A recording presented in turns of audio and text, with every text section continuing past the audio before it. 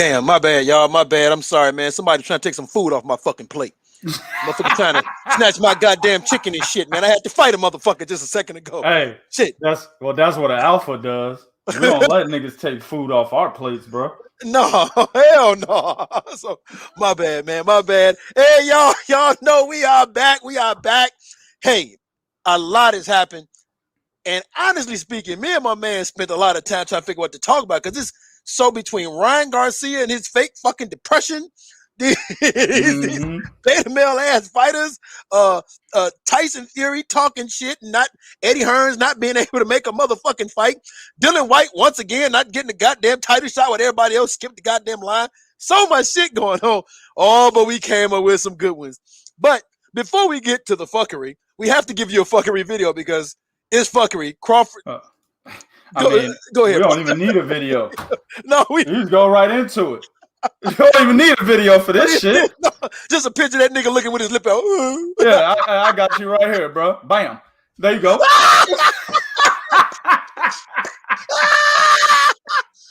There you go, bro. You don't even need no fucking video. Right there. Come on, Terence. Dud Crawford. What's his name? Dud. That's what his career has turned out to be. Dud. Dud, D as in dog, motherfucker. Dud. Yeah, Dud Crawford, nigga. God damn, bro. Oh shit, get him, bro. Oh, hey man, listen here, man.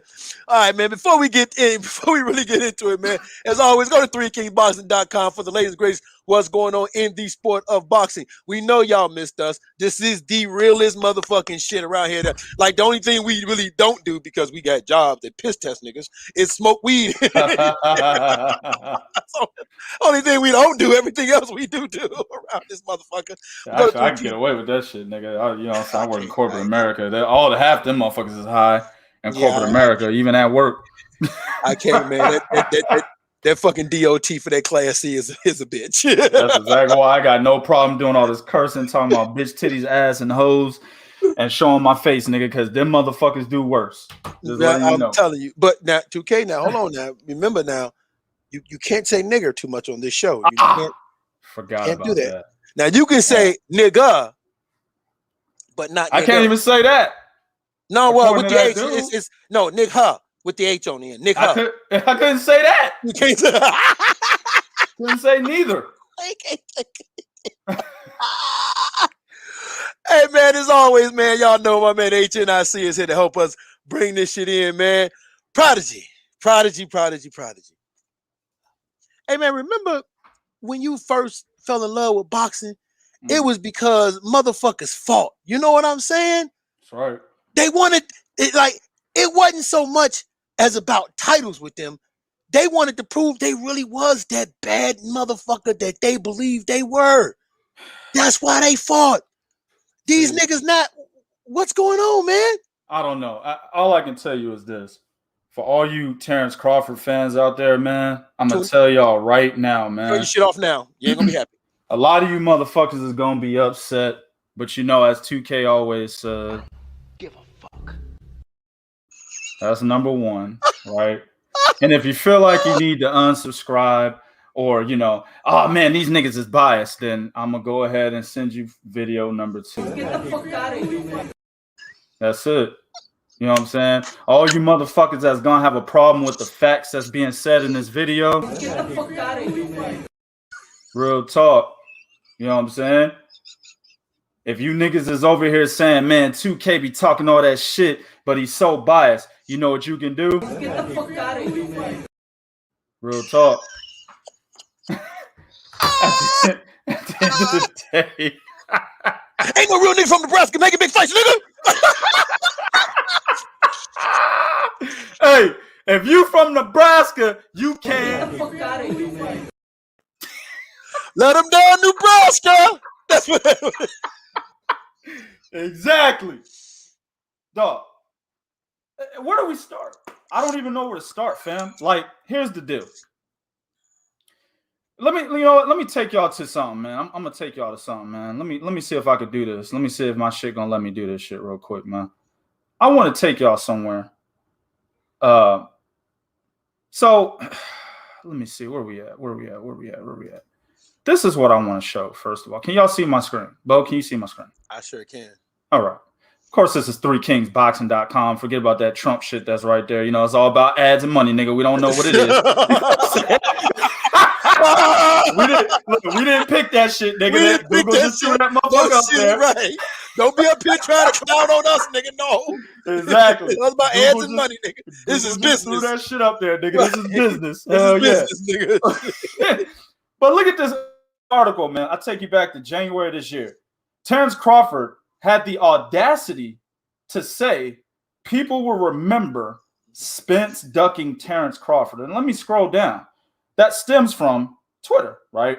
Terence Crawford saying his shit that he's been saying, like he's on some fucking pedestal of some sort. He said, I've been champion since March 1st, 2014. 7 straight years coming up, 3 different weight classes. If I was to retire right now, the Hall of Fame would be the next accomplishment. Sorry, I can't say the same for any means Errol Spence. Spence was like, all those accomplishments with names people won't remember, right? I disagree with that, but whatever.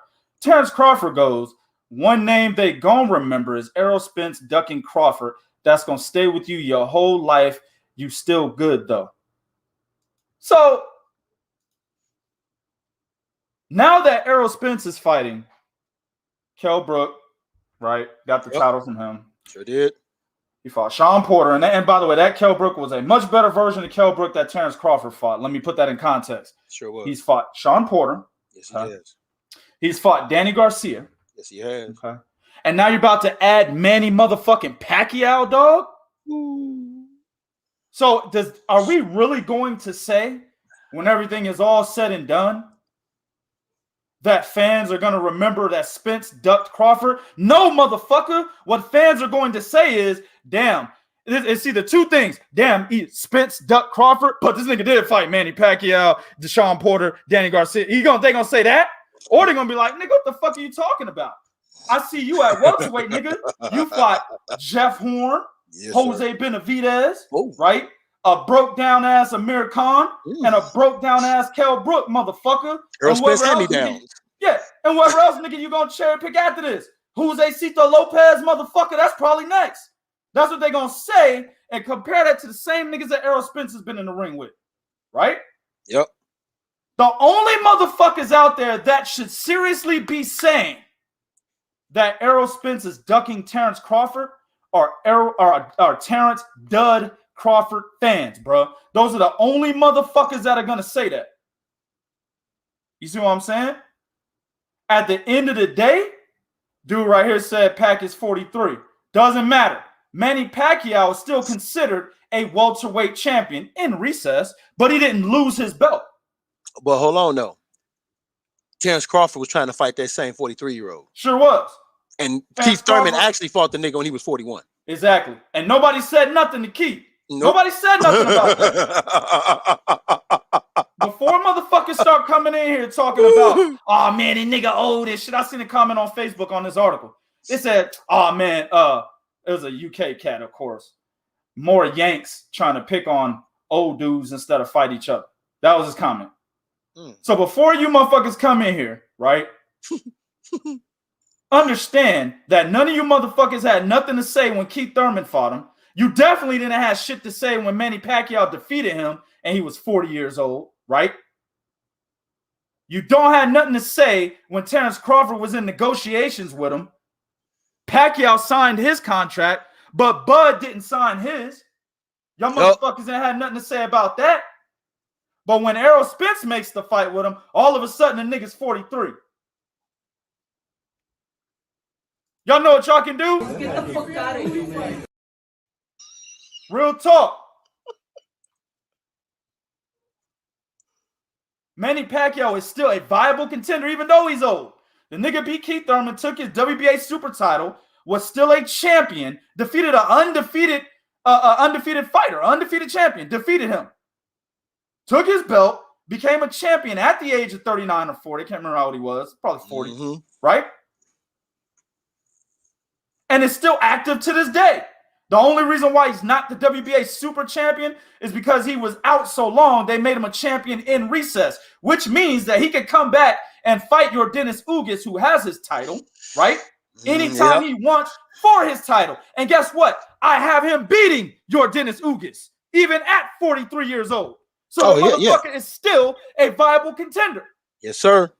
Manny Pacquiao beats any of the second-tier fucking contenders at welterweight. Josita Lopez, Sergey fucking Limp Dick, right? Cassio Clayton. He beats all them niggas. Virgil Ortiz. Yeah. Right.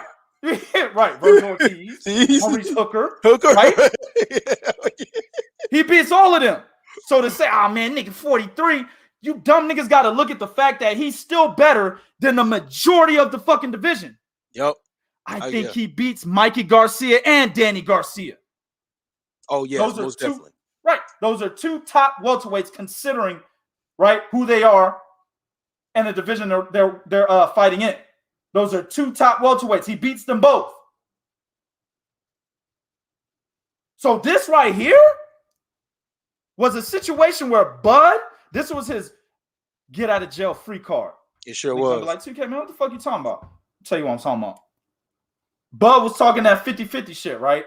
Yes, yep. And all you dumb niggas out there, man, the nigga should get 50-50. You know what I'm saying? Nigga undisputed 140, nigga with champion 135, nigga should get motherfucker 50-50, nigga. Right? Not considering the fact that the nigga ain't fought nobody at 147. Let me say this first. Not considering the fact that boxing is a what sport, Bo? What have you done for me lately? Right? Shout out to Janet. That's what this fucking sport is about. Janet Jackson made that song to tell you dumb niggas that boxing's about that, nigga. Hold on, man. My man Lloyd, you're a friend of the show, dog, but come on, man. You can't sit here and tell me that Spence is ducking Bud when Bud, the one that's out here even saying if they offer him 50-50 split, he still might not take the fight. Fuck out of here. That's what Bud said, dog. No, fuck out of here. I'm not even going on Lord right now. I'll get the nigga in a minute. Boxing is what have you done lately? And lately, Terence Crawford is fighting C-, C+, and B- level motherfucking fighters at welterweight. He's going back 3 years to say, oh, I deserve 50-50. Even though, nigga, your pay-per-views suck. I can go fight a nigga from across the street in a street fight, have Triller pay for that shit, and get better pay-per-view numbers than you. Nigga, Jake Paul's getting better pay-per-view numbers. Nigga. Jake Paul, motherfucker. So, at the end of the day, right, y'all can kill that 50-50 shit right now, definitely. Yep. I even give you niggas a pass. I told you before, right? Errol Spence says 60-40. I told you before. 70-30. 60-40 was being generous. 70-30. This is before all this shit. This is before all this, Bo. 70-30, right? You sure did. 60-40 was being generous. And I'm telling you guys, because when you come to the negotiation table and you negotiate a fight and they negotiate purses, they factor in the biggest thing, right, that gets you the most money. That is draw power, nigga. How do they determine drawing power? They determine it based on tickets sold, pay-per-view numbers, if applicable. For you dumb niggas, if applicable means if it exists, if it's there, if you've been a pay-per-view fighter. And both these guys' cases, they have. Therefore, Bud's little 90K compared to Errol Spence's fucking 350K multiple times, right? Right. It doesn't match up. Errol Spence helping to sell out AT&T, the AT&T arena in Arlington, right? Right. Compared to Bud not selling out shit, it doesn't add up. That is the number one aspect of a fighter's career. Fighter A, fighter B, C, D, F, all the way to Z. Whenever they negotiate, that is the number one aspect that they look at to see, all right, how are we going to split these motherfucking purses? Then they look at resume. So in both those scenarios, Terence Crawford is losing big time. Big time. So at the end of the day, it's not 50-50. It can't be because of the drawing power, right?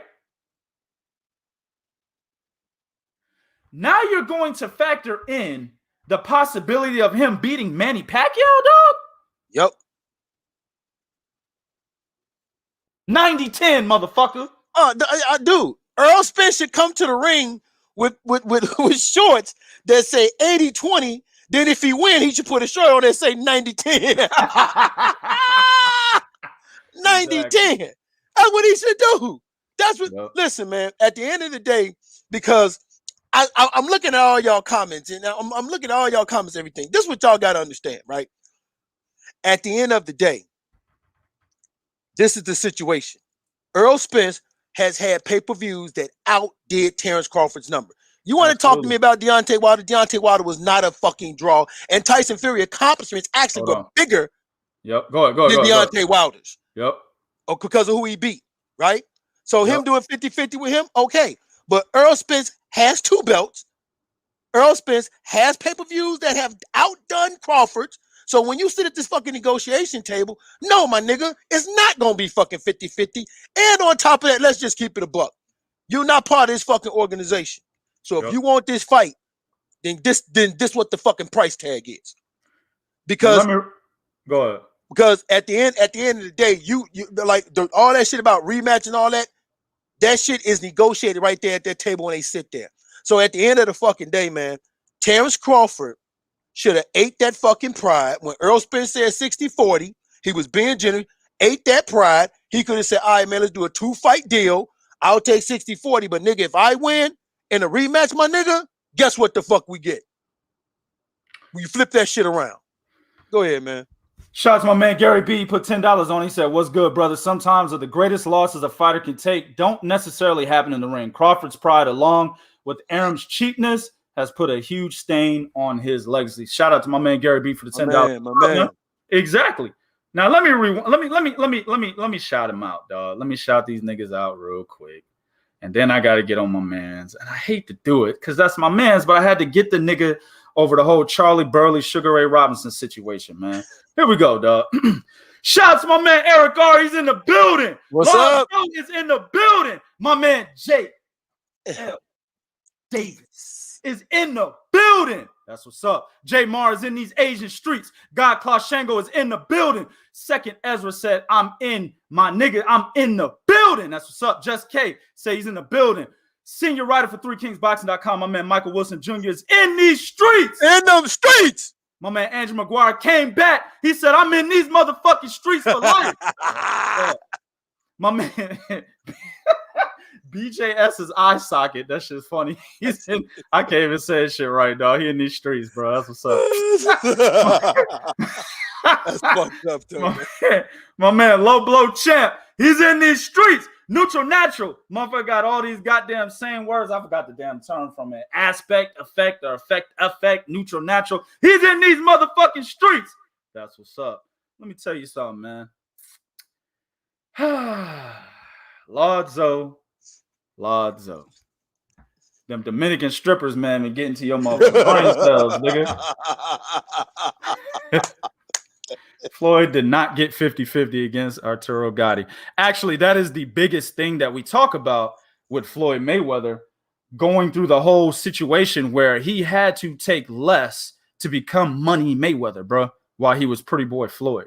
The nigga took less of the pay-per-view shares, right? Arturo Gatti took home more money in that fight, and Floyd got robbed by Bob Arum ultimately for $2 million after the fight. Sure did. So Floyd was just assed out against Arturo Gatti, but he understood what he had to go through as Pretty Boy Floyd to become Money Mayweather. That's the first situation. Now this nigga says something about Wilder versus Ortiz too. He said Wilder versus Ortiz too outdid both Fury fight against Schwartz and Wallen and still got 50-50. All right, Lodzo, we're talking about Deontay fucking Wilder, nigga. Deontay Wilder hadn't fought anybody until he fought Luis Ortiz. And it became Luis Ortiz number 2. That was his second best fight of his career. So Ortiz number 1, and then Ortiz number 2. So you can't compare apples and oranges. Terence Crawford has a better resume than fucking Deontay Wilder in their respective divisions. Right? That's very true. Who Terence Crawford has fought at 135 and 140, Hell, even at maybe you can say 147 because Jeff Horn did beat Manny Pacquiao. Yes, he did. Regardless of what you guys think, he did beat Manny Pacquiao. That is an official W on his resume. And when Terence Crawford fought him, that was the second to the last fight he fought. He had won his first title defense against some nigga named Gary Cochran or some shit like that, right? Can't remember the nigga name. I don't give a fuck. Yeah, no, he did. Gary Cochran. You're right. Some nigga named Gary Cochran, right? Then he fought Terence Crawford. Yep. So he hadn't lost at any point before fighting Terence Crawford and after beating Manny Pacquiao. So you can go ahead and add Jeff Horn in the mix. Deontay Wilder's best win before Luis Ortiz, motherfucker. Arthur Spilka? Bermain Stavern. His best win before he fought Luis Ortiz. So you're comparing apples and oranges, dog. Hell, Luis Ortiz hadn't fought nobody. His best win might have been David Allen or somebody, nigga. No shit, no shit. No, Luis Ortiz, his best win was a Brian Jennings coming off a loss. Brian Jennings, good shit. Brian Jennings, good shit. And he was coming off a loss to Vladimir Klitschko, by the way. Right. Brian Jennings, good shit. Right. So at the end of the day, neither one of them two motherfuckers have fought anybody for you to compare them getting 50-50 to Terence Crawford and fucking Errol Spence, who Errol Spence is single-handedly taking out the whole welterweight division. If you think about it, the only motherfuckers he needs to fight to say that nigga's, I mean, he's already the top welterweight. He's a unified champion. That makes him the top welterweight. But the only motherfuckers that he really needs to fight after Manny Pacquiao to say, I took out the welterweight division is realistically Keith Thurman and fucking Terence Crawford. That's it. That's it. He ain't got to fight nobody else. So you're comparing apples and fucking bananas, nigga. They're not even round. Bananas, nigga. You comparing apples and fucking avocados, nigga. This nigga comparing apples and broccoli, nigga. Fruit and vegetables, nigga. You way off the mark. Shout out to my man Virtuoso. He put $5 on. He said 2018 remains to be a flashpoint. He should have went to PBC Island or at least swung at Errol Spence backstage in the Elite Setback video. Man, that nigga should have, bro, he should have swung at Errol Spence, or while that nigga Errol Spence turned around, should have tripped that nigga. He should have did something. Kicked the nigga in the ass, something, bro. I'm just saying, bro. At the end of the day, bro, Terence Crawford had an opportunity. He had an opportunity, right, to basically say, this is why I'm saying 50-50. He had that opportunity, bro. Yes, he did. And it was when he was in negotiations with Manny Pacquiao this year. Listen, fellas, it's not a situation where it was Al Heyman and Bob Arum and they couldn't come to terms. No, that's not the situation. No. Manny Pacquiao signed his contract. Remember when Gennady Golovkin and Chris Eubank Jr. were supposed to fight and Golovkin signed the contract? Yeah, Chris couldn't find his pen. Right. I can't find the pen. Can somebody? All of England. Same situation. Manny Pacquiao signed on the dotted line, fellas and ladies. Terence Crawford did not sign on the dotted line. He did not. Do you guys understand? If he would have beaten Manny Pacquiao, that motherfucker had a major case to say 50-50. This is why I just took out a living legend. Not only did I take out a living legend, I took out a living legend because I took out a living legend that was a champion currently. You can still say Manny Pacquiao is a champion because he's a champion in recess, right? Yep. I took out a living legend who had just beaten an undefeated former unified champion who was a current champion at the time. I just took him out. That's why I want 50-50. And he had a case. In my opinion, it would have just moved him down to 55-45. But he still had a fucking case. So at the end of the day, it doesn't matter, Lord Zoe. See?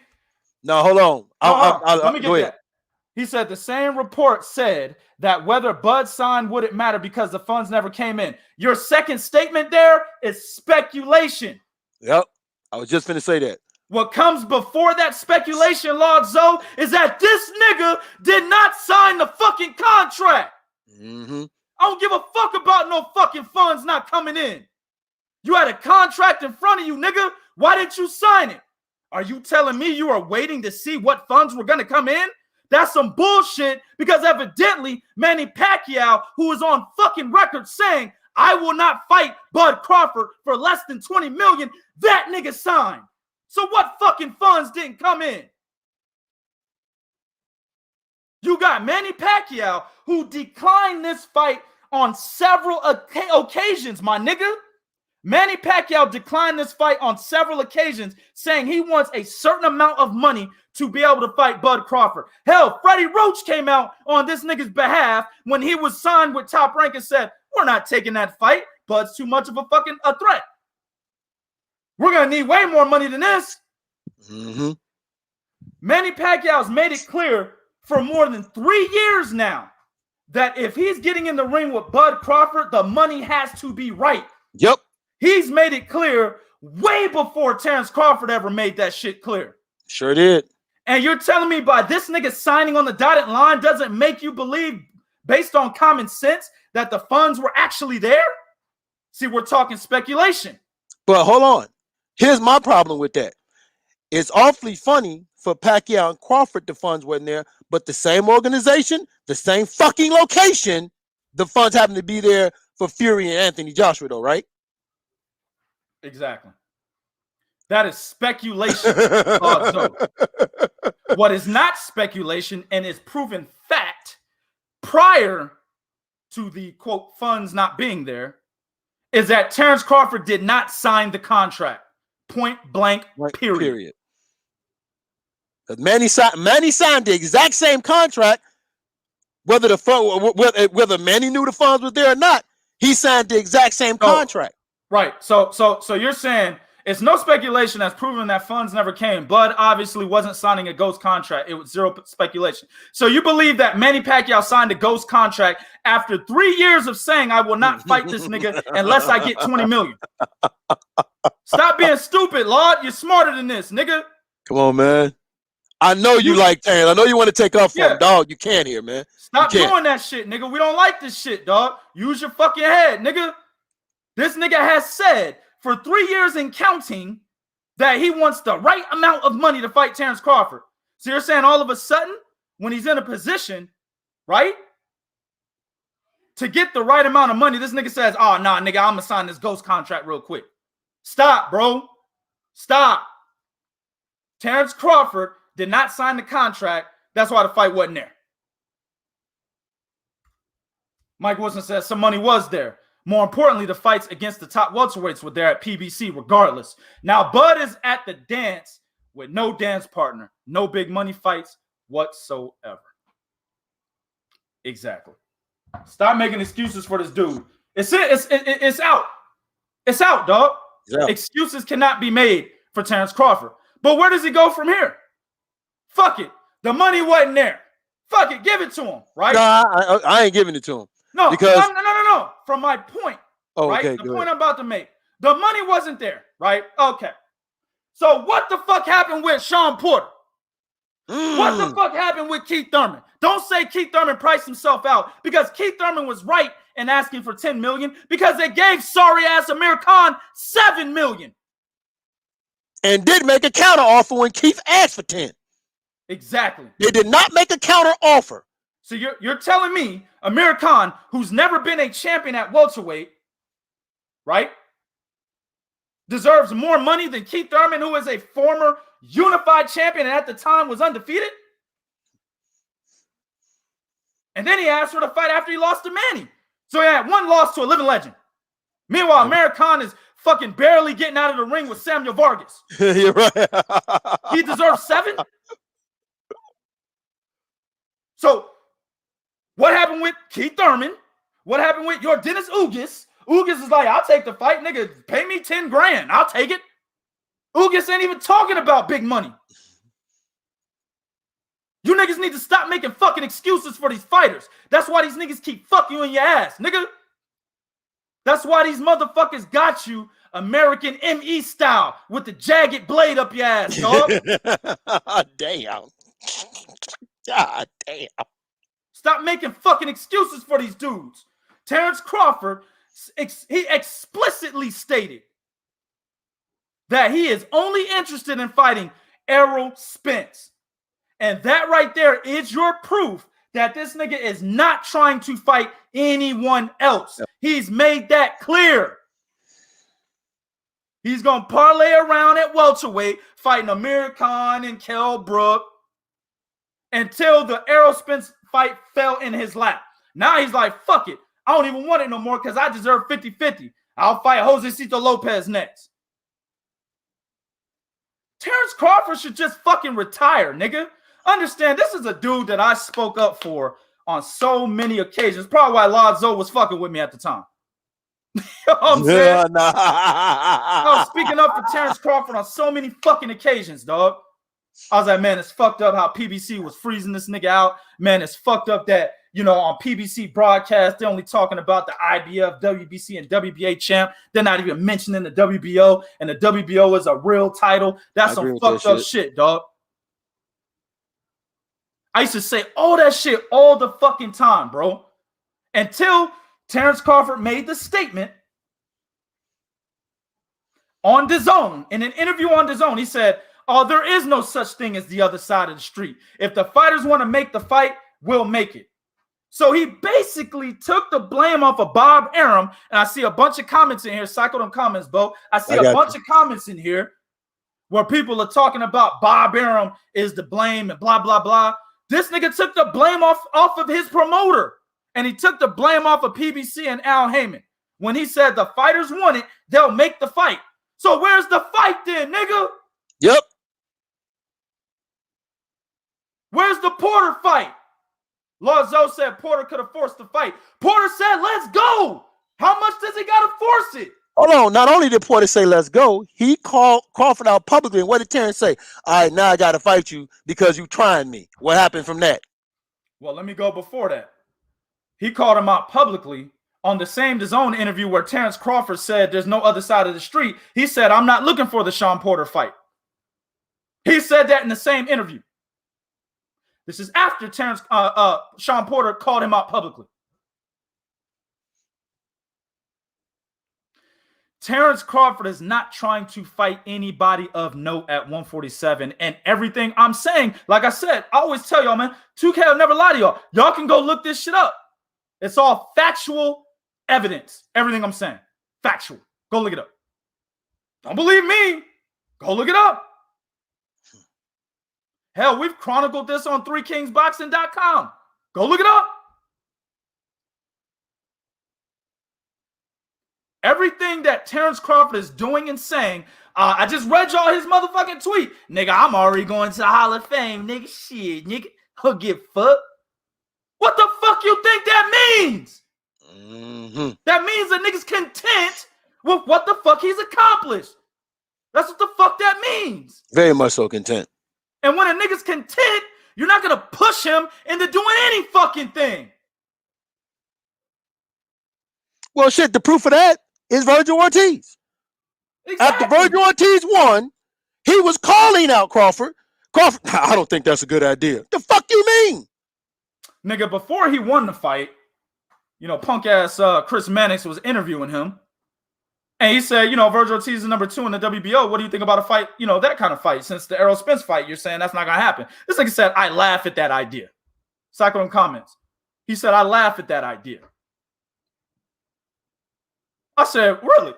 Number 2, you laugh at that idea? And then it came to when he won, as Bo mentioned.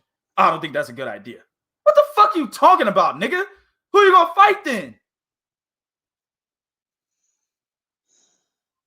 Who else is there for him to fight, Bo? If you don't want to deal with PBC. Who? Who? I think I've already done this before. Yeah, we have. I've already done this before. I'll do it again. Because niggas is hard of understanding. They're fanboying, and the shit is ridiculous. If you understand what's really going on, right, then you can't argue with what I'm saying. Plain and simple. I'll do it again, bro. WBO welterweight rankings. Number 1, Virgil Ortiz. He won't fight him. Already made that clear. Number 2, Sean Porter. He won't fight him. Already made that clear. Number 3, Mikey Garcia. Mikey Garcia is not interested and taking that fight because he doesn't want to deal with Bob Arum. He's already made that clear. Number 4, Michael McKinson just beat Chris Congo, but nobody knows who the fuck Michael McKinson is, right? Number 5, Egidijus Kavaliauskas. He's already beaten that guy. Number 6, Jaron Ennis. All of us, including me and Bo, know the nigga's not going to give Jaron Ennis a fucking shot, right? No, he's not. Number 7, Cuscio Clayton. This nigga just drew with Sergey Lipnitz, who the number 6 guy, Jaron Ennis, just knocked the fuck out, right? That's easy fight. Easy fight. David Avanesian is on the UK circuit beating up their prospects like Josh Kelly, and he's possibly going to fight Conor Benn next. That nigga's not ready for that fight. Number 9, Rashidi Ellis, which I'm surprised to see. My man is ranked number 9. They won't give him that fight. Fucking Golden Boy isn't even pushing this nigga at all. He gets no marketability from Golden Boy. No promotion, nothing. He probably won't get that goddamn fight. Plus, he's a threat, high risk, very fucking low reward. He won't get that fight. Number 10, Kujatilo Abdukakharov. Do I need to go any further than that? Number 11, Lewis Crocker. Do I need to go any fucking further than that? If you don't know him, he's the WBO European champion. Don't need to go any further than that. Number 12, Yuki Beppu. Never heard of this nigga, but he's the Asian Pacific champion. All right. Number 13, Kita Obara, Japanese cat. Do I need to go any further? No, I do not. Number 14, Brian Sabalo. He's the WBO Intercontinental Champion. Never fucking heard of him. Number 15, Danielson Figueroa. Danielson Figueroa is the cat that knocked down Teofimo Lopez in sparring and went all over the fucking internet talking shit. Did. Yeah, went he out did. there in his last fight, looked like shit. Yeah, he did. Yeah, he did. That's the top 15. So who is Bud going to fight talking about, I laugh at the idea of fighting Virgil Ortiz. I'm not fighting Sean Porter. I'm not fighting Keith Thurman. I'm not fighting your Dennis Ugas. Hell, Danny Garcia is like, fuck it, I'm going to 154. He's out the picture. Who the fuck is he going to fight?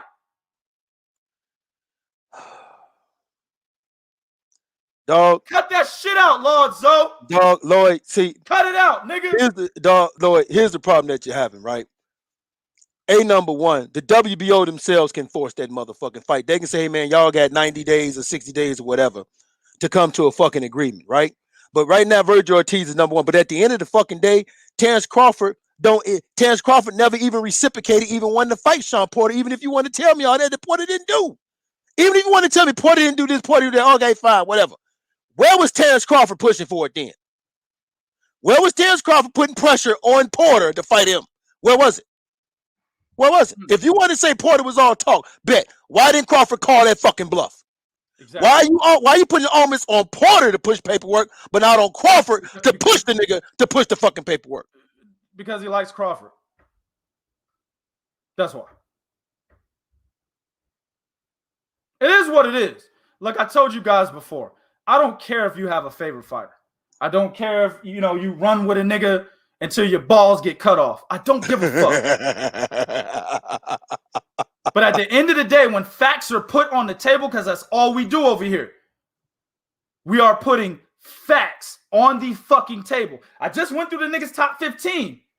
Everybody knows the nigga did not want to fight Porter, Keith Thurman, Ugas. All of that shit is out there and documented. He didn't fight Pacquiao, whether you believe the money was there or not. Even though Pacquiao signed, he did not sign. So he didn't fight Pacquiao. All that shit's out there and can be fucking looked up. All of it. Hold on. It's all out there. So these are facts that we are presenting. If you are still making excuses for the nigga, that's when I lose respect for you.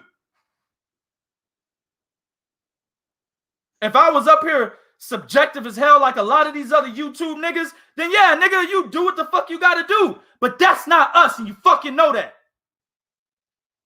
This is all objective opinions supported by factual evidence. Nobody can argue it. You can say what you want, but it can't be argued. It's facts. Mm-hmm. Go ahead, man. Hey, Sean. Yeah, he was. And it was a low ball offer. We wrote the article on that. Porter said it was a low ball offer. Remember when he made the comment, hey, Bob, don't be sending me them low ball offers. Yep. It was a low ball offer that they offered to him. So that's that. But at the end of the day, Lloyd, you're putting all this onus. I'm saying, okay, let's just go with what you're saying, right? Porter didn't force Mando and all that, which the WBO could force it, whether Porter pushes paperwork or not. The WBO can say it. You want to know how I know that? Because that's what motherfucking Demetrius Andrade was telling them when he was trying to get Canelo.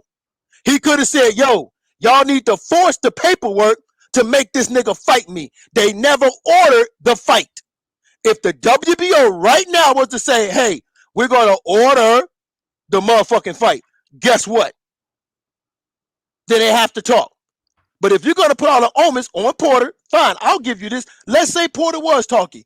Where was Terence Crawford calling that goddamn bluff? Saying, bet, dog, let's fight. Blob, here's a date. Here's a motherfucking venue. Answer the phone. Why didn't he do any of that? Yep. So if we're going to put the omens on Porter, then we got to put it on Crawford too.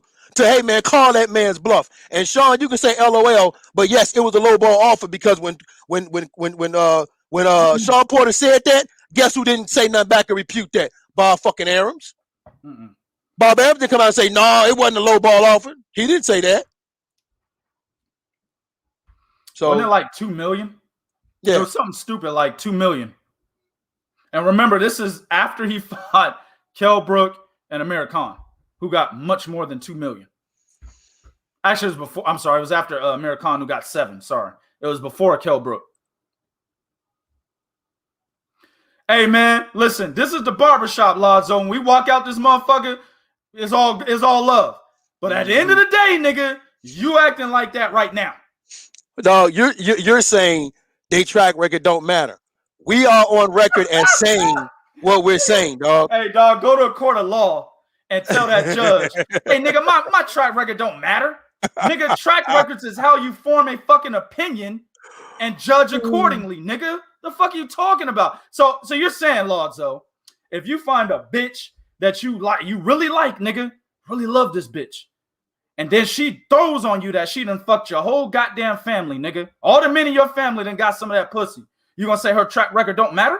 Stop, nigga. That's too easy, bro.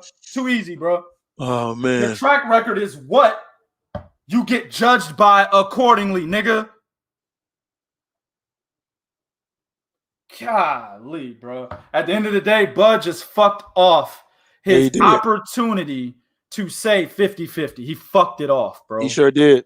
He fucked it off. And I knew this was going to happen. We mentioned this on a show earlier. I don't remember what show it was, but we talked about it. And we were saying, you know, this is when the big announcement, which we're still fucking waiting on.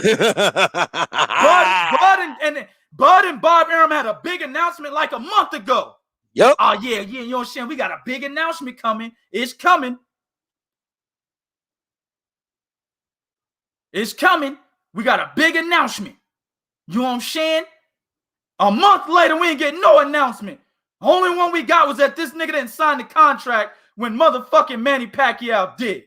That's the only announcement we got. And we said on shows before that, before the announcement, before the fucking news that we ended up breaking that Manny Pacquiao signed the contract and Bud did not, right?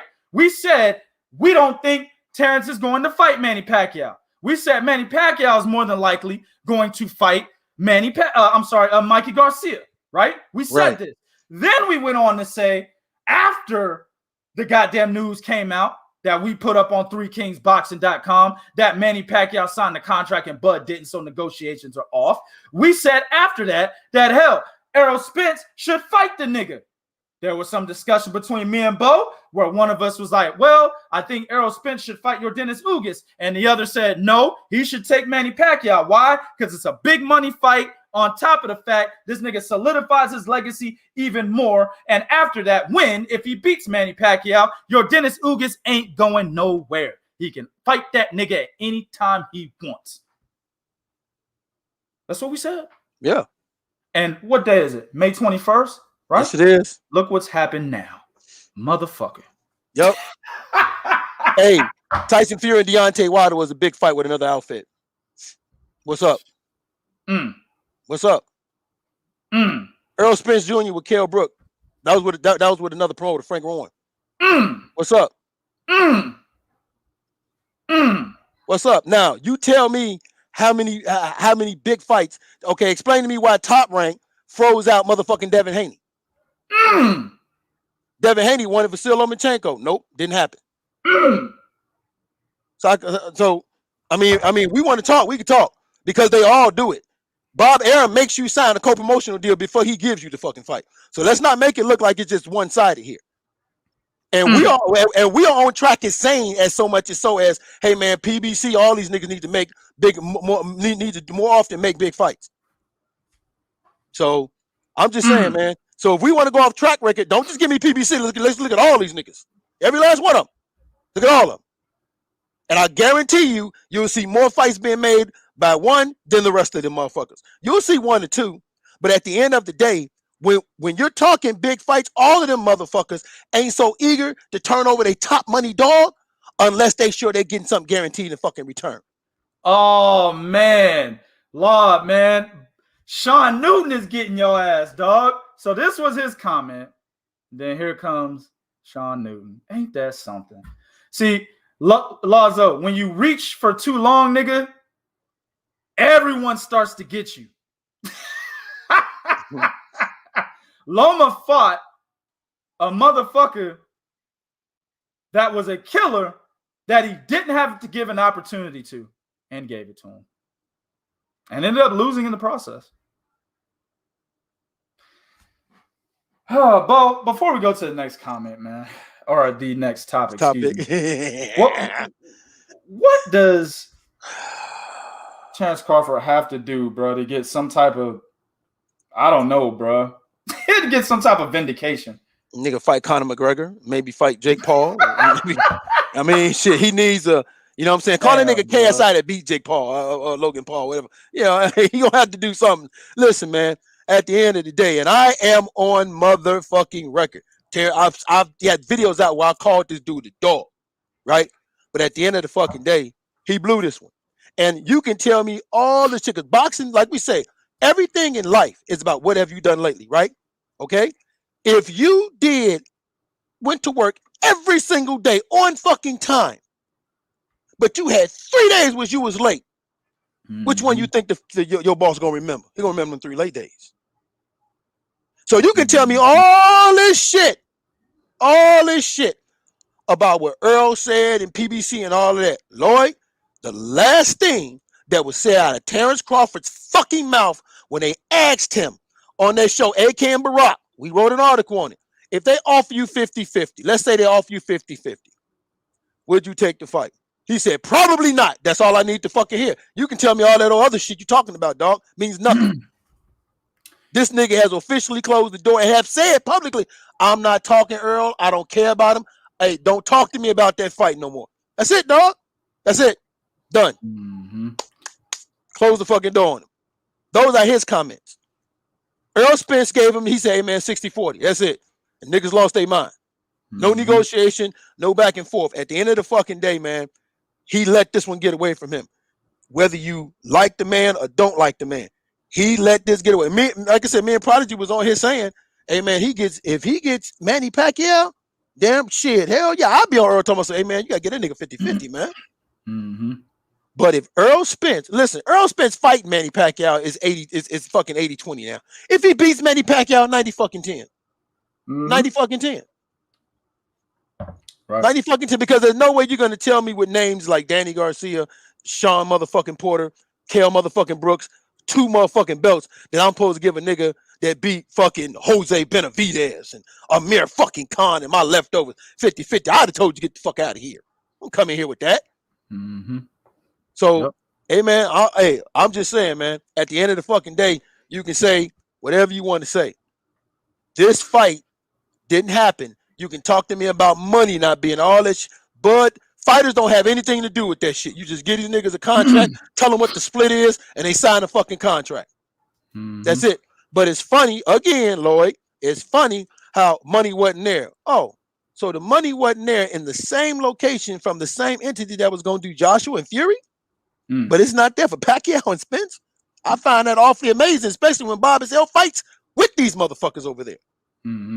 So, 92AK, you said, why you down right now talking about Bud and Porter and Ugas? Are you guys not hyped for the 2 biggest names of 147? Hey, 92AKU, We're used to Errol Spence getting us big fights. Actually, yeah, we are. The problem here is we need to talk about the problem. You don't talk about what the obvious was. We told y'all that this fight will probably happen a couple podcasts ago. The problem here is that a big fight arguably might be bigger than this. It depends on how you view it. Spence Pacquiao could be bigger than Crawford Spence. I don't think so. I don't think because so. Crawford Spence is two niggas that are literally undefeated and in their prime. Manny Pacquiao slightly out of his prime, but he was so good that even slightly being out of his prime, he can beat some of the best welterweights out there. You see what I'm saying?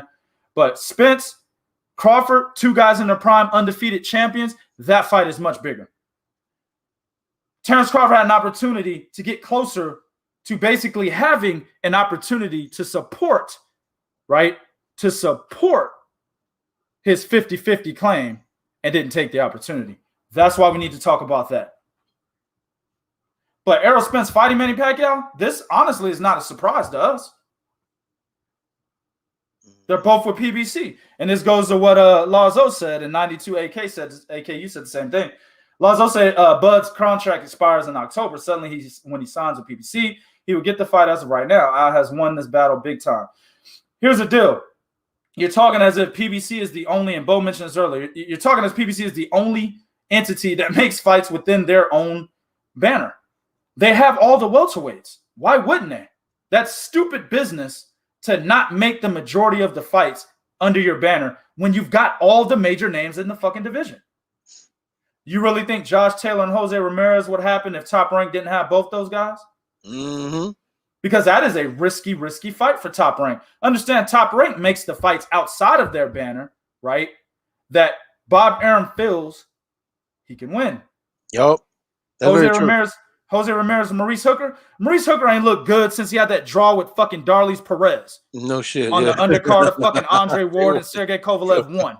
He actually lost that fight. He sure did. Then when he fought Terry Flanagan for the title, he looked like shit there. That's an easy win for Jose Ramirez. That's one of the easiest predictions I've ever made.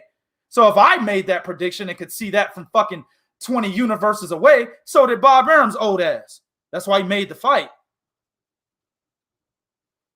Top Rank is the biggest entity in boxing that makes fights inside their banner.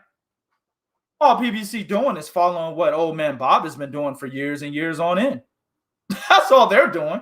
Bob Arum is the nigga at this shit. He's been doing it. This motherfucker is 238 years old, nigga, and he's been doing this shit ever since before your grandma's grandma was born, nigga. No shit, dog. And now niggas just want to talk about PBC like they're the only ones doing that. Stop, man. Bob Arum's always done that. So yeah, absolutely. If Bud goes to PBC, which is what we've been saying, because he's trapped. Eric R said in a comment earlier he needs to squeeze his ass down to 135. Impossible. Won't happen. Yeah, he already said that. He's trapped right now. He's trapped between 147 and 154. The motherfucker has to go to PBC because PBC controls both divisions if he wants the big fights. Or the nigga needs to get off his high horse and take a little less than what he's expecting. It's the only way. And even if he goes to PBC, I see a comment, Lloyd Zoy. I still don't think he gets 60-40 for Errol Spence beating Manny Pacquiao. Here's the difference, though. If he takes 70-30, it'll be more money with PBC versus with Top Rank. Yep. That's the difference. So he could take 70-30 and actually get more money taking 70-30 with PBC than he would have got with Top Rank. Yep. Exactly. Let's go ahead, man. My man Alex Fry said take less and fight Ugas. He won't even take less there because Ugas don't command that much. Ugas will fight a nigga for $250, nigga. Not $250,000. He'll fight a motherfucker for $250, nigga. And some Chick-fil-A bubble gum. Yeah, some chiclets. Yeah. This motherfucker, right. This nigga ain't never talked about money ever. Oh, man. So he wouldn't even have to take less to fight Ugas. I don't know where Terence Crawford goes, man, but I've been saying for several podcasts he better do something. Honestly, the nigga should just retire, nigga. Doug Crawford. Retire, nigga. And if you listen, bro. This is why I tell niggas, watch what you say. Watch what you put out there in the universe. Terence Crawford, I read the fucking tweet earlier in this podcast. He put out there in the universe, shit, nigga, I don't give a fuck. He said in another tweet, actually, I don't need Errol Spence. I'm already in the Hall of Fame. He said that in a separate tweet. He sure did. He put in the universe, I don't need these big fights. I'm already in the Hall of Fame. Now, you really can't get him, nigga, at all. So you put in the universe that you don't give a fuck because you're already in the Hall of Fame, insinuating that if you retired today, you would go to the Hall of Fame. Well, nigga, you just put that in the universe. Now you can't get shit. So just retire. And if you don't like what I'm saying, you can. Get the fuck out of here, man. Next topic. That's funny to hear that nigga Canelo Alvarez say that shit in English, dog. He said that shit like a true Mexican that just learned that shit and loved it. Get the fuck out of here, man. Get the fuck out of here. Next topic, man. Let's go on to this Jose Ramirez, Josh Taylor. Oh, card, yes. Man. And who's on the card, dog? Oh, man, we got a lot of cats on the card. Of course, you got Jose Zepeda. He's fighting Hank motherfucking Lundy. Now, y'all know that. Jose Zepeda. Who? Hank Lundy. Hammering Hank, nigga? Yeah, man. I ain't seen it. I thought the nigga was dead. Seen that nigga in a long time, nigga. I happened to look at the nigga's motherfucking Instagram. Oh, damn. This nigga. Damn. I ain't seen a nigga since Terence Crawford fought him. You know what I'm saying? Don't do that. What you want? No, Don't nigga, we didn't get what we want, motherfucker. Don't you do that, man. Don't do that boy like that, man. Don't do that boy like that, man. Oh, shit. Well, anyway, man, y'all know everything about my man Jose Zepeda, right? WBC, I think he's WBC silver champion. He's actually ranked number 1 in the junior welterweight division. Fight of the year, Three Kings Boxing Fight of the Year with Ivan Baranchik. And them niggas was knocking each other down like bowling pins. Them niggas was just yes, he was. Them niggas was trading knockdowns, dog. Yep. That was Rock'em Sock'em Robot at his best, right? That was Three Kings Boxing Fight of the Year. Fight of the motherfucking year. So he's on that card. He'll be fighting. Also on that card is Rebisa Ramirez. Y'all know Rebisa Ramirez is. Now, there's a lot of interesting about Rebisa Ramirez. I like Cuban fighter, 2-time Olympic gold medalist. Any tournament, international tournament this boy entered, he won gold. Okay? He won it twice, 2012 at flyweight and 2016. I'm talking about the Olympics. He won the 2012 Central American and Caribbean Games. He also won the what's that one? The Pan Am. He won the Pan Am Games. In the amateurs, this nigga has beaten Shelby, Conlon, Mayumbar, Stevenson, and MJ. Yes, the unified champion MJ. That nigga. Who was an IBF champion, former IBF champion? What was his name again? Lee who? And oh shit, damn it, Selby. What I say, Shelby? Which one did he beat? Andrew or Lee? He beat Andrew. Andrew Shelby. Oh, I got you. Right. Shirts coming out soon, fellas. Of all the bows, mishaps, Lee Shelby, Carnello, Eddie Hearns with the S. Shirts coming out soon. Go ahead, Bo. Oh man. Okay. Oh yeah. Also, he did avenge his only professional loss to Adon Gonzalez. He beat that nigga. He rematched that. He lost to him. Rematched that nigga. And beat him. So you got that. He's fighting. He's fighting Ray Lee Allen. You know, Ray Lee Allen's just one of them dudes that never been knocked down. He's lost every step of fight. And the good thing about it is he's not a dude that's a dangerous fighter. So this is a showcase fight. Ray Lee Allen is only 10 to motherfucking 4. Okay. So you know, good fight. You know, but hey, at the end of the day, this is a showcase fight for him. All right. You also got that cat on there. I like this dude right here. My man Raymond Maratoya. Y'all don't know nothing about that boy right there. Mayron Maratoya is fucking good, right? He's down there with Robert Garcia. He trained. That means he come from that Knox gym background, right? He defeated Ryan Garcia in the motherfucking amateurs, and literally, the nigga is famous down there in California for having boxing matches in the back motherfucking yard of his house. Interesting story about that nigga. Football players was 4 of these niggas didn't think this nigga was really as tough as everybody was saying he was, right? It was fucking with him. His dad said, well, fuck it, bring these motherfuckers to the house. Fight them in the backyard. Brings these 4 niggas to the house. The biggest nigga got in the ring with him. Raymond hit that nigga with a body shot. That motherfucker ran around the ring for the rest of the fucking round. And the other 3 niggas didn't even get in the ring.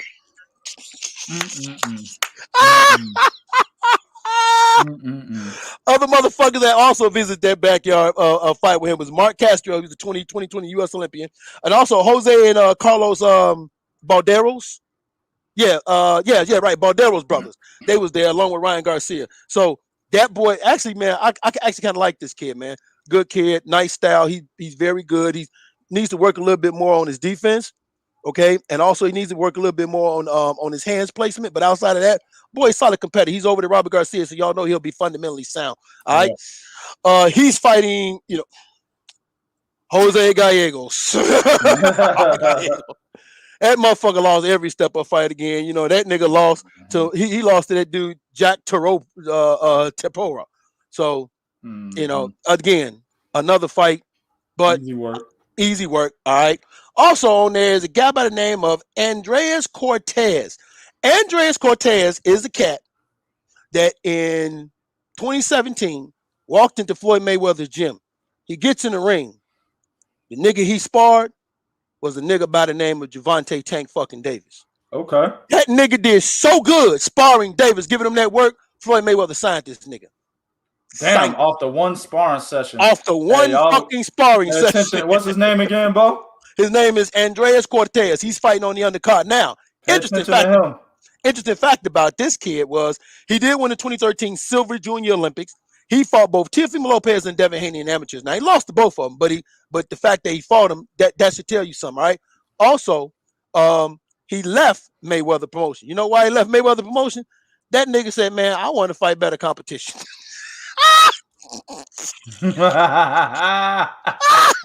And niggas, I want to fight better competition, and I want to fight some of the top champions in the division. And he felt going with Top Rank, which is what he did, which why in his last fight he fought in the bubble, which against Selena. That's when he made his Top Rank debut.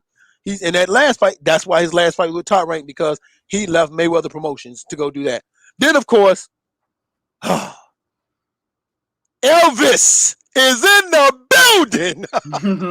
Elvis, the Dominican kid, Rodriguez. This dude, now y'all might remember this cat, right? This cat has the kind of ability to fight on the inside and on the outside. If that straight left hand don't get you, man, that nigga got a hook that will flatten your motherfucking ass, all right?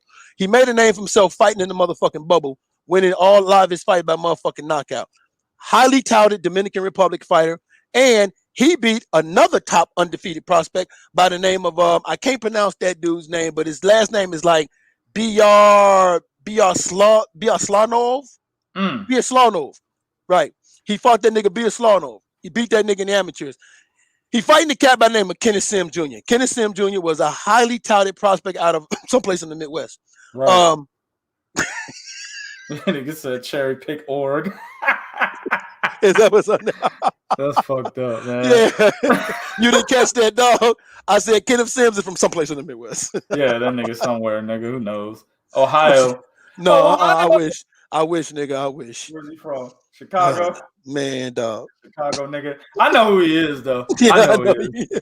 Yeah. Right? So, yeah, that nigga, man. Actually, he was a highly touted prospect, but he had some bumps in the road, man. He actually lost to other prospects, Rolando Cheney, Samuel Tate, and what's that one dude name? Oh, man. He had a draw with that one cat. I can't remember that dude's name, man. But anyway, man, he actually fought a lot of dudes in the amateurs too, man. He fought Toke Conclary. He fought Lamont Rose Jr., Albert Bell, and Jose Ramirez. Okay. So he has the potential to cause an upset against Elvin Rodriguez. I just don't think so. I think Rodriguez is well too polished, man. If you watch this boy fight, he is extremely polished. But be on the lookout for Kenneth Smith Jr. So those are the fights, man. Check them out, baby. What's up? What you think about Josh Taylor and Jose Ramirez? Woo! Let me real quick. I got money on this fight, dog. Yeah. I got money on this fight. I got Josh Taylor winning this fight. The only way Josh Taylor loses this fight is if he instead of boxing, because he made this mistake against Regis Program. That's what got his eye fucked up. Josh Taylor is a much better boxer than Jose Ramirez. Not even close. If he sticks to his boxing skills and ability and don't try to get into a trade, because one thing about Jose Ramirez is the dude can counter. Jose Ramirez, in my opinion, he's a better counterpuncher than Regis Prograis. And Prograis is a pretty good counterpuncher. I just think Ramirez is a better counterpuncher than him. So Josh Taylor, that nigga wish he could be that nigga would get fucked up. Josh Kelly would get knocked out of the ring against Jose Ramirez. But go ahead. Nigga wish he could be somebody, right? But if Josh Taylor can stick to his straight up boxing skills and ability and use his athleticism, this can be an easy fight. I got him winning 8-4, man.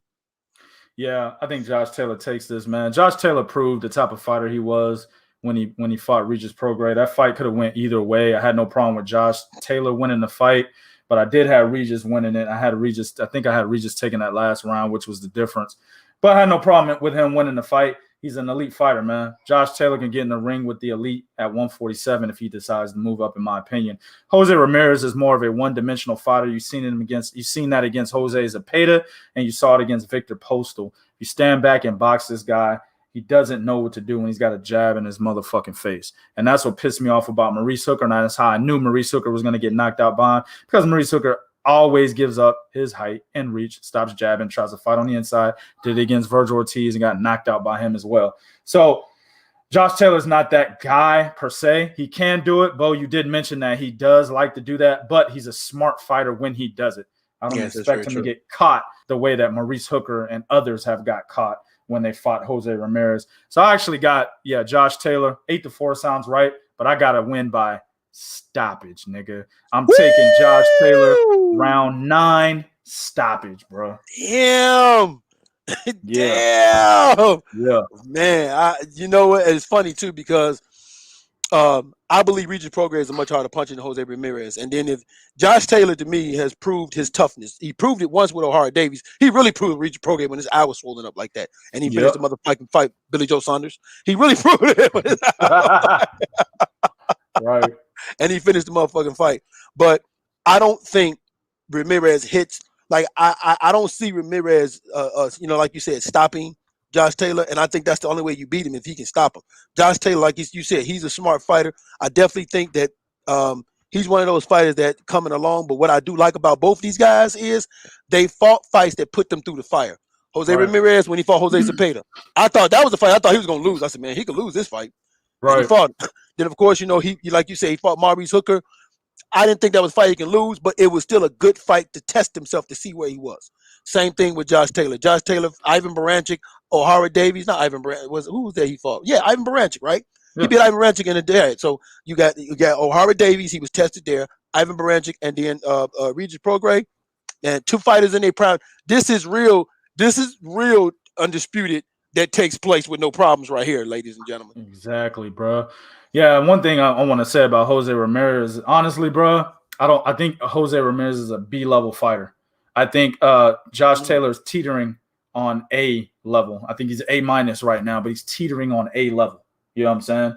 So depending on how he does in this fight will determine whether he can get to that point or not. But I do think he's an elite fighter, which makes him an A-level fighter, in my opinion. That's elite to me. And I think he's ready if he wants to move up to 147 after this fight. I think that he can contend with some of those cats up there. But Jose Ramirez is just a guy that I really like because he beat the fuck out of Amiri Mom. I couldn't stand Amiri Mom. Don't like the nigga to this day. You know what I'm saying? So what'd you tell that nigga in the interview? I told him straight up. I said, hey, man, if you fight Amiri Mom the same way you fought the boy from Chicago, what's his name, man? Mexican dude. Beat Amiri Mom first. Adrian Granados. If you fight him the same way you fight Adrian Granados, because Jose Ramirez is a better pressure fighter and a smarter one than Adrian Granados, you're gonna lose. Ah, man, you know what I'm saying? I fight the nigga how I want to fight him. All right, nigga, you lost. Told him straight up on the phone, you're gonna lose this fight. You're not listening. You're not fucking listening. You're not listening. You sure and when Jose Ramirez tapped that ass, nigga, no homo, I was like, bet. That's how I know boxing. Moving on. Moving on, dog. So I want y'all to take a look at a clip. We know the biggest news out there with Deontay Wilder having an arbitrator and shit, and then Tyson Fury being forced to fight Deontay Wilder for a 3rd time instead of Tyson Fury having to go for undisputed against Anthony Joshua, which had a slated date of August. I think it was in August. But now the fight with Deontay Wilder is coming to play. They're talking about July 24th. I want to show y'all a clip from Stephen A. Smith himself. He had the guy from ESPN. He had a belief or a statement for Deontay Wilder. I wanted y'all to talk about this shit once y'all watch it, man. Here we go. Just wait and get the winner. That's all. You take the winner.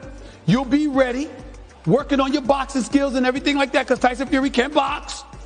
You take out the winner, you the champ, and then all of them got to come back to you. That's how this works. Do it like that, bro. That's the way to go. Please. Please. What do you think about that shit, Bo? Honestly speaking, he has the right idea, but he's wrong about one thing. That's actually not how it works. And here's the reason why. You have the other entities. If the winner takes place, Stephen A. don't really understand how the government sanctioned bodies work, particularly IBF, because that's the exact same thing that they were telling a particular fighter when it came to a Tyson Fury and Vladimir Klitschko. Just wait, and you'll fight the winner. And when Vladimir Klitschko invoked his rematch clause, IBF said, "Oh, no, thank you very much. Give us our shit. Give us our shit. We gonna buy the motherfucking business." So you got Michael Hunter versus Vorchik coming up. Once that fight happens, you have a Mando. That Mando ain't fulfilled. It ain't no just wait. You get the winner. That's number one. Number two, Deontay Wilder, and to quote Peter Fury, he would look like a pussy if he took Step of Fat Money. After doing all this barking and talking and doing all this trouble and shit that he went through, no, man. If he waits, no, dog, it's bad for him. So he can't, that's the second thing. He can't just fucking wait. Because, and here's one more thing. Would you really trust an Eddie Hearns who has said when he lost to Fury in the second fight, Eddie Hearns was advocating, no, man, they don't need to do a third fight. Fuck it. Fight Anthony Joshua. He only gave in once the pressure hit his ass. He's like, hey, man, I guess they got to fight. But then Eddie Hearns said, well, you know what? He should go ahead on and fight Deontay Wilder because he beats, we don't want to be in a situation where there's a winner and then Deontay Wilder gets to fight, he gets to cherry pick the winner. No, dog, back of the line. So would you really trust the dude saying some shit like that to you? And would you really trust the Tyson Fury who you felt fucked you over? So I get what Stephen A. saying, but there's a lot of moving parts here that he's not just looking at. Yeah, I mean, he's an ESPN analyst that's supposed to be knowledgeable in all sports. Stephen A. Smith probably looked at some paperwork, nigga, before he actually did that goddamn statement. We don't look at shit. We know boxing, so it comes right off the dome. But this dumbass nigga with this fucking receding ass hairline that this nigga's had for over 2 decades now, nigga. I don't know why this nigga won't put some plugs in that shit and get his hairline straight. He got that big ass forehead, nigga. Look like one of them kids. What's some kids with them big ass heads from the Zika virus, nigga? That's what the fuck he look like, bro. But at the end of the day, right? You can only take what a nigga like Stephen A. says with a grain of salt. But the reason why I put this on here is because he does have a valid point, right? There's 2 different things you got to look at here. You got to look at Deontay Wilder and advising him. And then you got to look at Deontay Wilder and what would you do if you were him as a fighter, right? As an advisor, you say, hey, Wilder, go get a tune-up in. You've been out the ring since this nigga whooped your ass, right? So get a tune-up in. That was like over a year ago. Get a tune-up in. You know what I'm saying? Get your confidence back. You just started working with Malik Scott, right? Let's go ahead and knock 1 or 2 of these motherfuckers out.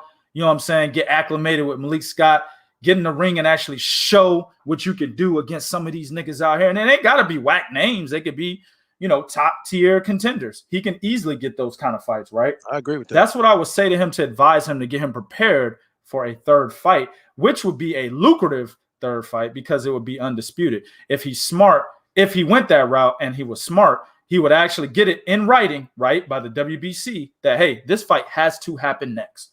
You see what I'm saying? The arbitrator already ruled in his favor. This fight has to happen next after you fight Anthony Joshua. That's what I say if I advise him. But as a fighter, right? Oh, you go right directly into this shit. You don't take no tune-ups, right? The fire is still there. You think he cheated, right? So you go directly into this shit. Why? Because you feel like you can beat him because you honestly think, even though I don't believe it, but you, Wilder, as the fighter, honestly believe that Tyson Fury cheated. You know what I'm saying? So you have somewhat of a chip on your shoulder.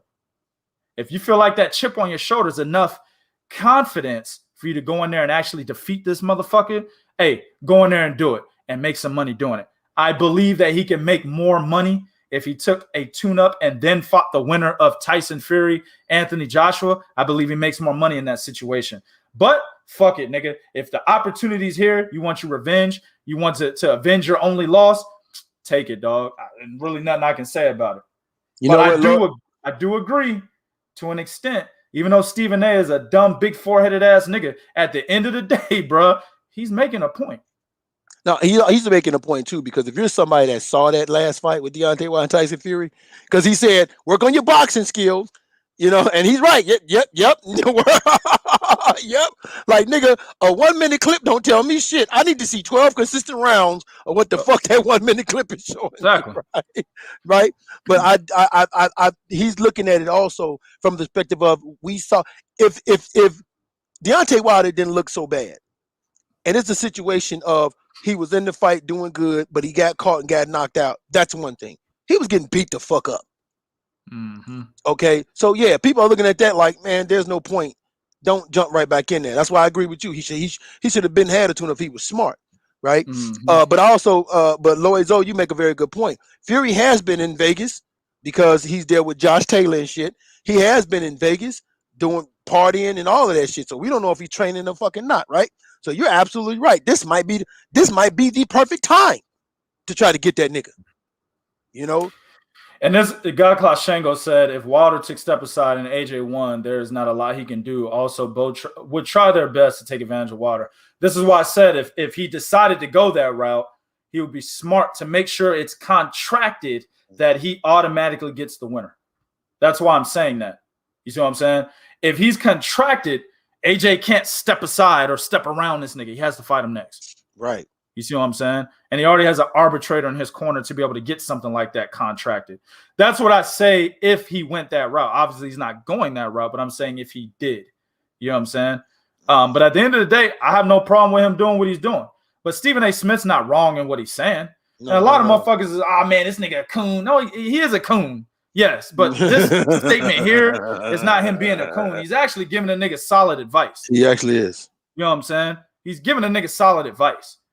Do I agree with it 100%? No, because as a fighter, I'd want Tyson Fury next. Hell, you went through the whole litigation process and got the shit done in your favor. Take the fight now, nigga.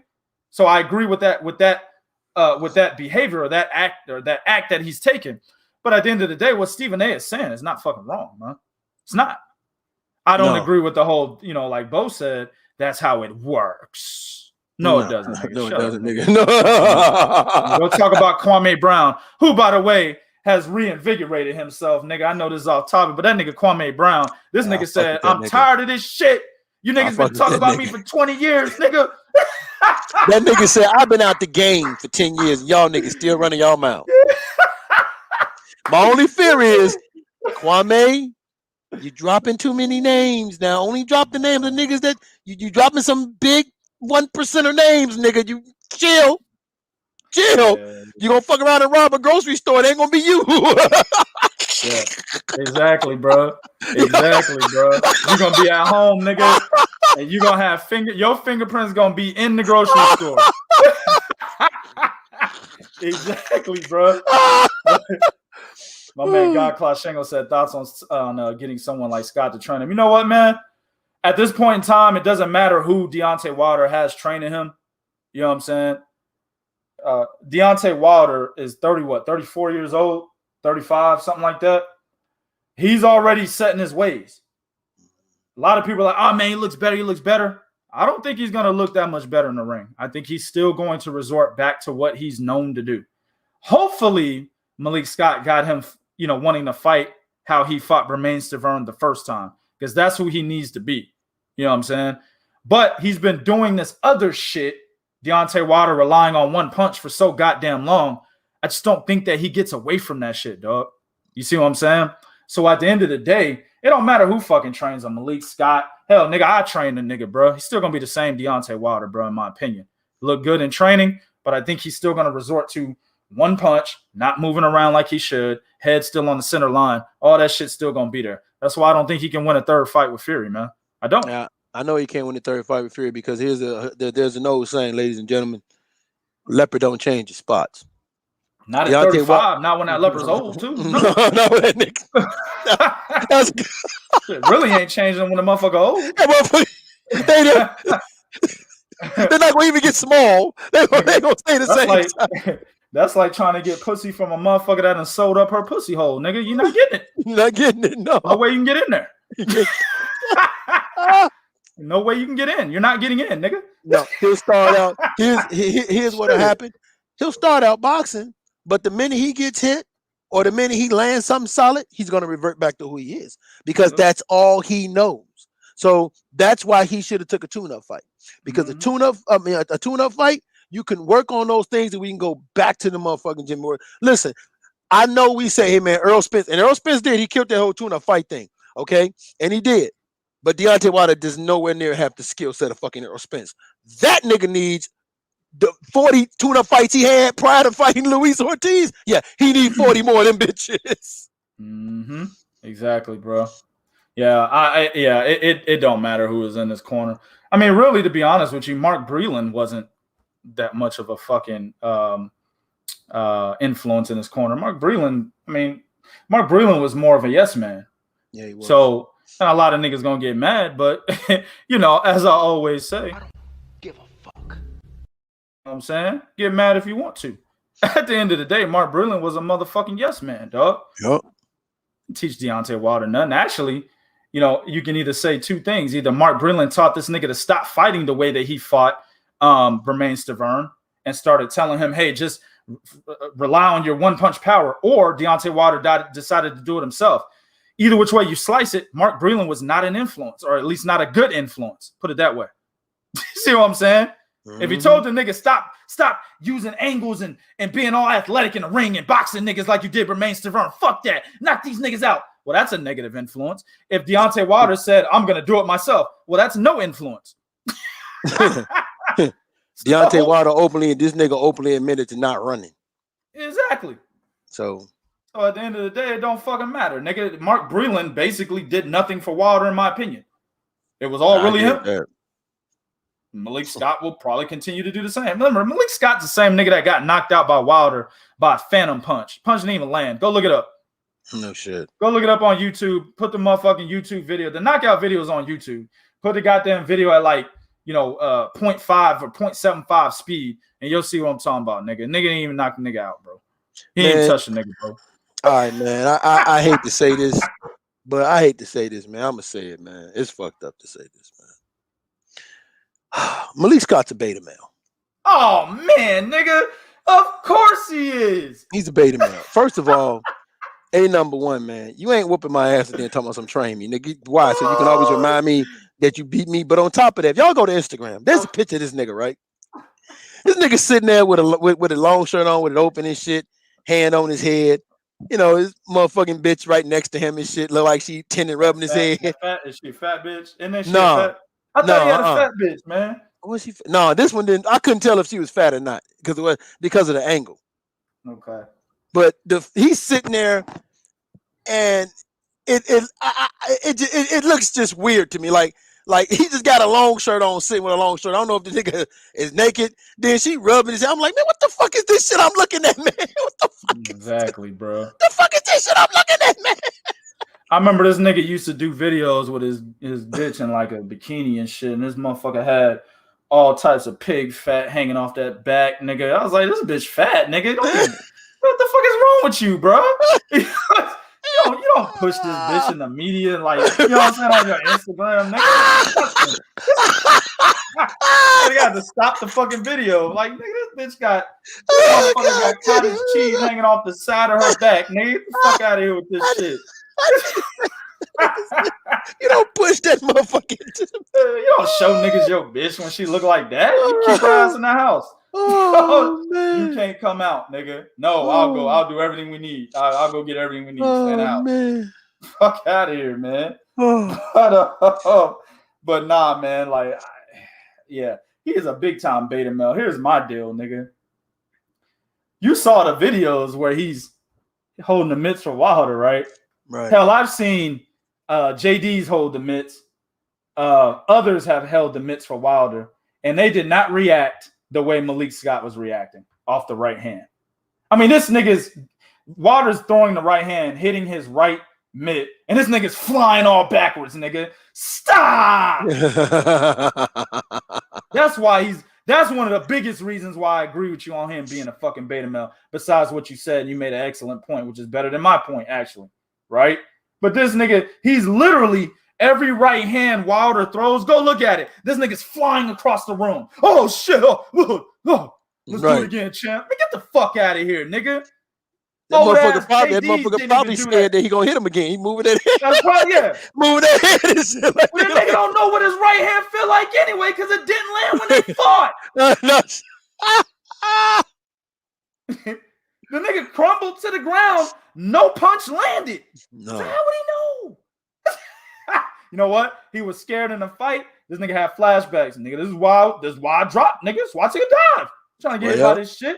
Old ass JDs didn't even do that when he was holding the mitts, man. Stop, bro. For real. Yeah, that's true. You're right. Yeah, that's for real. Niggas just soaking that shit. Oh man, look at nigga Wilder, nigga that punch, nigga. Goddamn. I'll tell you, bro. Niggas are so easy to fucking manipulate. It's not even funny. It's so easy to manipulate. Either you're being easily manipulated, or you just love this nigga so much that anything he does, it's golden. That's beta male activity in itself, nigga. It is what it is. That's neither here nor there. At the end of the day, hey, July 24th, Las Vegas, Wilder Fury 3. Lord Zoe made a good point earlier. He said the nigga's fat, drinking, partying, cheating on his wife. Hell, he was that before he fought Wilder in the first fight, and I still think he won. Yeah, so I don't think that makes much of a fucking difference. He was fat, disgusting, out of shape. Nigga had fast food remnants on his chest hairs and shit when he got in the ring, and he still beat Deontay Wilder, in my opinion, in the first fight. I don't think that really matters. So, and he was semi on coke, and the nigga was fighting motherfuckers that nobody heard of. Then he fought a nigga with the same first name as his last name, Seferi nigga. Yeah, nigga, same first name as the same last name. You know that nigga wasn't winning the fight with that kind of name, bro. Seferi, nigga. He wasn't winning. Suffering succotash. right, bro. Nigga's name is the motherfucking Daffy Duck quote. Man, get the fuck out of here, bro. Nigga wasn't winning. This nigga over here playing around with these dudes and picking them up at the weigh-in and shit and cradling them. Man, come on, man. These niggas wasn't winning. Oh, man. In their underwear, too. Right. In their underwear, kissing each other and shit at the weigh-in. That's some gay beta male shit right there, bro. Yeah. So you know that shit didn't prepare him for Wilder in the first fight. The nigga still beat him, in my opinion. All right. So and you need to do more than this nigga drinking and getting some pussy, man. You better hope this nigga. You better hope, in Wilder's sake, he better hope this nigga is mentally fucked up like Ryan Garcia. Or let me say this, like Ryan Garcia faked. Okay, all right, okay. Nigga be on some mental shit like Ammo Williams and how Ryan Garcia faked, nigga. Ryan Garcia came back a week later. I'm okay now, guys, fighting Rolly Romero. Yeah. My booty hole don't hurt no more. My booty. Hey, fuck that. Oh, y'all get mad if you want to. That motherfucker got depressed. But then I'm watching Canelo versus Billy Saunders, and I see an 1800 tequila commercial with Ryan Garcia. That nigga took something. He took one up the ass, y'all. I don't care what y'all say, that nigga man. Put some aloe vera on his booty hole, nigga, and said, I'm ready to fight Rolly Romero. That's exactly what happened. And if you don't like what I said, you can... You know what it is. That's my shit. That is my shit. As soon as I heard that nigga say, get the fuck out of here, man, I was like, I am taking that clip. That is my shit, dog. I won't even say get the fuck out of here no more. Canelo will say it for me. You know what I'm saying? Man. Canelo will say it for me, dog. You got anything else? Yeah. Get the fuck out of here, dog. Hey, man, before we get out of here, man, I want to run something by y'all, man. Do y'all motherfuckers really think? I mean, just let's think about this for a second, right? It took, God knows, we haven't even had an official fucking announcement for Anthony Joshua and Tyson Fury. But do y'all really believe that for 1 second that these niggas, especially Bob fucking Arum, didn't know that there was a possibility that Fury was going to have to fight Deontay Wilder? Now, before y'all answer, if you go to Three Kings Boxing, we told y'all 2 articles. One article, well, Bob said, man, this fight with Anthony Joshua is nowhere near being done. Fury's probably going to wind up fighting Deontay Wilder. Then, after attending the arbitrator hearing He came out, he said stuff that was said in the arbitrating hearing, I know this because I wrote the article, is possible grounds for negotiation. Now, we hear, again, we've been hearing about December, January, February, March, April. Tyson Fury, Anthony Joshua. We're close. We're close. Oh, we're so close. Frank Warren, Eddie Hearn's full of shit, mate. We're not that close. And Bob Barron's, Eddie Hearns, he doesn't know what the fuck he's talking about. Right? This is what we're hearing. Nobody's on the same page. Mm-hmm. Then all of a sudden, like that fight can't get made. It's like so hard to make this fight. Like Tyson Fury, like I don't know anything. I stopped training. Shit, I don't know anything. Mm-hmm. What we been hearing? All of a sudden, arbitrator Tyson Fury got to fight Deontay Wilder. Oh yeah, the fight's July 24th at the Legion Stadium. Huh? What? Wait, hold on, wait, nigga. We just heard on Monday from the arbitrator. It was pre-planned and already discussed. They already knew what they were gonna do. Thank you, dog. They already knew this. They duped our asses. Not me. Well, not you. Not right, Three Kings. Nope, they didn't. Oh, let me add the .com to that. There's a lot of dumb niggas, nigga. I typed in Three Kings. They told me to go here. I don't know where to go. ThreeKingsBoxing.com, nigga. Not us. Right. So, man. It's pre-planned, preordained. They already knew what was happening. Listen, Bob Arum canceled the December fight, right? The December date. Let me say that. And then said, we going to fight Anthony Joshua, try to pull some sly, slick shit. Deontay Wilder said, not so fast, sir. And put litigation. Now, I'm a little upset that the nigga didn't put the right kind of litigation. He did the litigation to get a third fight, but it's saying Tyson Fury cheated and put a dent in his head via the autopsy report. You know what I'm saying? That will never get old. That will never get old, nigga. Via his official autopsy report, Wilder has a fucking dent in his head, but the nigga didn't put litigation on Tyson Fury and said, hey, this nigga needs to at least give me some of his purse, something. Something need to happen to this nigga because this nigga cheated. Instead, he put litigation on third fight. Yep. I'm not knocking him for litigation on third fight because apparently, according to him and the arbitrator, the judge that ruled in his favor, it was breach of their fucking contract. So it is what it is. But wouldn't you think he would put litigation as well, saying that this nigga cheated, given the amount of evidence that they say that they have, right? I'm still waiting on the autopsy report. Me too. They said maybe it'll come in the third fight. Right. Yeah, it might. Shit. It might. Inadvertently. Right. But I'm still waiting on. I was told sometime early last year that I would get a copy of the autopsy report, my nigga. I haven't gotten it yet. I don't know anybody that has it. You know what I'm saying? Except Marcellus Wilder, who called it an autopsy report. He the nigga that got it. He the nigga that got it. He won't release it. Fuck out of here, bro. I guess his knockout fucked his head up too. Yeah, that nigga, I don't even know where he at. I need to do a Where the Fuck Are They At segment starring Marcellus Wilder. Nigga, where the fuck is he at? Been knocked out by two journeymen, I believe it was. Nigga disappeared. Right? Yeah, he should have disappeared. At the end of the day, bro, he should put litigation on Tyson Fury as well for that too. But that's how you know it's all bullshit. Right? Instead of doing that, he wants to get his head dented again. You know what I'm saying? Yeah, you know what? I'm glad you mentioned that because here's the reality. I want all y'all to understand something. Deontay Wilder get beats here. I don't want to hear this shit about Tyson Fury cheating. You want to know why? Hey. Because that means your corner has fucking you because they're not properly checking. If this nigga still gets away with cheating now, and y'all still fuck, what did Canelo say? I don't want to hear it, goddamn. Get the fuck out of here. I don't want to hear it. I don't even want to hear it, man. We might lose some friends if Deontay Wilder get his ass whooped again. Because first of all, I stayed quiet on this cheating shit. Nigga, you my only nigga. To me, friends. Well, you know what I mean. My nigga, brother. Okay. Oh, okay. We might lose some fucking associates. Let me say that because this whole shit with him cheating the first time, I stayed quiet on it. I said some shit about it and walked away from it. I said, well, if the nigga was cheating, then sue this motherfucker then. That's what I said at the end of the day, right? Plus some more extra explicit shit, but y'all know how I be. But at the end of the day, bro, if this nigga gets his ass whooped again, I don't want to hear a motherfucking thing from nobody. Nope. Nothing. Yeah. And y'all do understand that if this goes, Deontay Wilder, the only way of winning is if it goes 12 rounds. And here's why I'm telling y'all that right now. There's a reason why they told y'all what Tyson Fury and Anthony Joshua was standing to make if they fight in Saudi Arabia.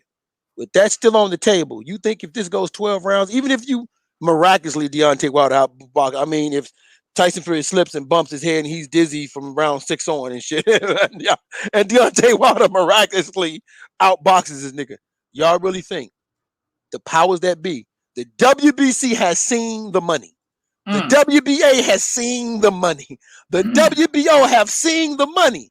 Y'all really think, knowing that that's still a possibility, if this goes 12, Wilder wins the decision? No. Shit. No. Deontay has to knock him the fuck out, bro. and he needs to do it early. You know what I'm saying? Yeah. He has the power to do it late, but the thing is, Tyson Fury's already figured him out. I don't expect a different Deontay Wilder at 35 years old. Tyson Fury's already figured him out. So when you let a cerebral fighter like Tyson Fury figure you out, it's a done deal.